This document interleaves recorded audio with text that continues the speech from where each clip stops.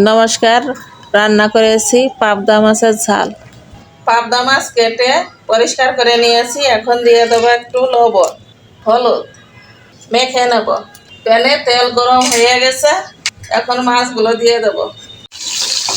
মাছগুলো ভেজে নেব। ফ্রোজেন করা টমেটো, কাঁচামরিচ, শুকনো মরিচের গুঁড়ো দিয়েও রান্না করা যায়। আমি কাঁচা মরিচ দিয়ে রান্না করব।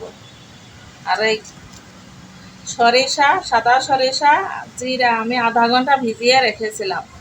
এখানে আছে 1 চামচ জিরা, 2 চামচ সরিষা, মিক্স করে নেব। মাছ ভাজা তেলে দিয়ে দেবো কালো জিরা, আদা, দিয়ে দেবো বাটা মশলা, স্বাদ মতন লবণ, পরিমাণ মতন হলুদ, মশলা ধোয়া জল পরিমাণ মতন। তরকারি ঝোল ফুটে উঠেছে, এখন ভাজা পাবদা মাছগুলো দিয়ে দেবো। এখন রান্না হয়ে গেছে, নামিয়ে নেব।